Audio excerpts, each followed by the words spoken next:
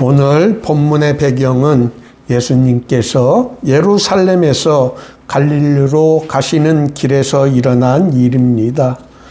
제자들은 먹을 것을 사러 갔고 홀로 남으신 예수님은 사마리아 수가성에 있는 야곱의 우물 곁에 앉으셨습니다. 그때 사마리아 한 여인이 물을 길러 왔습니다. 피곤하셨던 예수님께서 그 여인에게 물을 좀 달라고 하셨습니다. 그러자 그녀는 예수님께 당신은 유대인으로서 어찌하여 사마리아 여자인 나에게 물을 달라 하시냐고 되물었습니다. 또 먹을 것을 사가지고 돌아온 제자들은 예수님께서 사마리아 여인과 대화하시는 것을 보고는 이상하게 생각하였습니다. 그 당시에 유대인들은 사마리아인들을 경멸하여 그들과는 교제하지 않는 것은 당연하였고, 심지어는 그들이 사는 사마리아 지역의 땅을 밟는 것도 피했습니다. 그 이유는 그들이 혈통적으로는 민족의 순수성을 유지하지 못하였을 뿐 아니라 전통적 야훼 신앙에서도 벗어나 혼합 종교의 형태를 띠었기 때문이었습니다. 그런 문화적 배경에서 예수님께서는 사마리아 여인과 물을 매개로 자신이 누구이고 무슨 일을 하시는지를 가르쳐 주셨습니다. 4장 10절에 내가 만일 하나님의 선물과 또 내게 물을 달라 하는 이가 누구인 줄 알았더라면 내가 그에게 구하였을 것이요 그가 생수를 내게 주었으리라. 여기에서 사마리아인 여인이 알지 못했던 것이 두 가지입니다. 하나는 하나님의 선물이 무엇인지를 몰랐고, 두 번째는 물을 달라고 한 예수님이 누구이신지를 그녀는 알지 못했습니다. 하나님의 선물은 모세의 율법일 수도 있고 또 하나님의 독생자이신 예수 그리스도를 가리키는 것도 포함하지만 여기에서 의미하는 바는 성령을 의미한다고 학자들은 주장합니다. 사도행전 11장 17절에 그런즉 하나님이 우리가 주 예수 그리스도를 믿을 때에 주신 것과 같은 선물을 그들에게도 주셨으니 내가 누구이기에 하나님을 능히 맡겼느냐 하더라 라고 하였습니다. 여기에서 우리는 주 예수 그리스도를 믿을 때 주신 것과 같은 선물이라는 것은 성령이라는 것을 알 수 있습니다. 하나님의 선물인 성령과 예수님이 누구이신지를 아는 것은 구원받은 그리스도인에게는 가장 필요한 것임을 예수님은 사마리아인 여인과의 대화에서 가르쳐 주신 것입니다. 사람은 물이 없이는 살 수 없습니다. 구원받은 그리스도인들은 성령 없이는 그리스도인이라는 정체성을 유지할 수 없습니다. 하나님의 선물은 우리의 노력과 공로로 주어지는 것이 아니라는 것을 예수님께서는 오늘 사마리아 여인과의 대화에서 우리들에게 가르쳐 주십니다.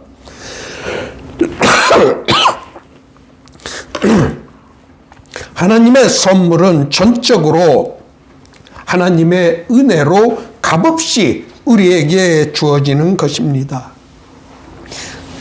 우리의 노력과 공로로 주어지는 것이라면 그것은 은혜가 아닌 우리의 품삯으로 주어지는 것입니다. 그래서 바울 사도는 우리의 구원이 믿음으로 말미암아 주어지는 것이라는 것을 로마서 4장 4절에서 일하는 자에게는 그 싹시 은혜로 여겨지지 아니하고 보수로 여겨진다고 하였습니다. 이 진리를 예수님께서는 사마리아 수가성의 야곱 우물에서 사마리아 여인, 그 여인은 평범한 보통 사람이 아닌, 이전에는 남편이 5이나 있었고 지금 있는 자도 그 사람의 남편이 아닌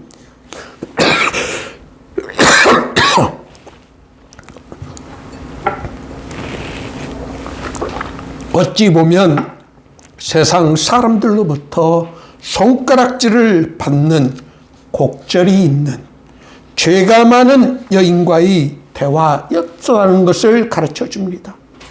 그 여인의 신분이 일반 보통 사람이 아닌, 우리가 생각하기에는 죄인 중에 죄인이었다는 것을 알 수 있습니다.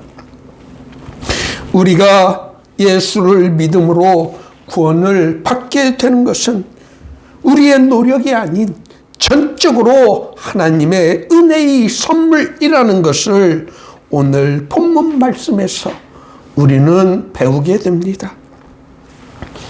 예수님께서는 그 당시에 유대인들이 가졌던 생각과 기준으로는 도저히 하나님의 구원의 은혜, 하나님의 선물을 기대하는 것이 불가능한 사마리아 여인, 그것도 정상적인 상태가 아닌, 남편이 5이나 있었고 지금 함께 살고 있는 자도 자신의 남편이 아닌, 윤리적으로 마땅히 비난의 대상이 되는 최악의 상태인 여인에게도 하나님의 선물이 주어질 수 있다는 것을 가르쳐 주셨습니다. 도저히 하나님의 은혜가 아니면 기대할 수 없는 절망적인 신분이나 상태에서도 우리가 하나님의 선물을 받을 수 있다는 것 자체가 은혜 위에 은혜인 것입니다. 우리에게 희망이 있는 것은 하나님의 선물이 우리에게 주어졌기 때문입니다. 그 선물은 우리 안에서 영원히 목이 마르지 않게 하는 생수, 즉 성령을 우리의 구원을 보증하기 위해 주셨다는 것입니다. 이 확실한 구원의 약속이 우리에게 있기 때문에 우리는 그 어떤 어려움이나 시련이 우리에게 닥친다 하더라도 희망을 잃지 않게 됩니다. 여러분들에게 어떤 어려움이나 또는 두려움이 있습니까? 우리에게 성령을 선물로 주신 하나님께서 우리와 함께 하신다는 것을 우리가 깨달을 때 우리는 언제나 넉넉하게 이길 수 있습니다. 바울 사도는 이 진리를 로마서 8장 37절에서 그러나 이 모든 일에 우리를 사랑하시는 이로 말미암아 우리가 넉넉하게 이긴다라고 하였습니다. 비록 우리가 가진 것이 없어도, 우리의 능력이 보잘것없고 부족해도 언제나 용기를 잃지 않고 담대할 수 있는 이유는 우리는 하나님의 선물인 성령을 받은 존재이기 때문입니다. 또 성령을 선물로 받은 그리스도인들은 우리의 힘으로는 감당할 수 없는, 제 아무리 어렵고 큰 일이 우리에게 닥친다 하더라도 문제가 하등되지 않습니다.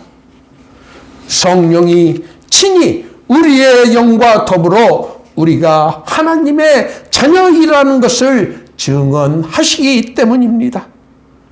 이 세상에서, 아니 이 우주에서 하나님의 자녀인 우리를 그 누구가 함부로 우리에게 덤벼들 수 있겠습니까?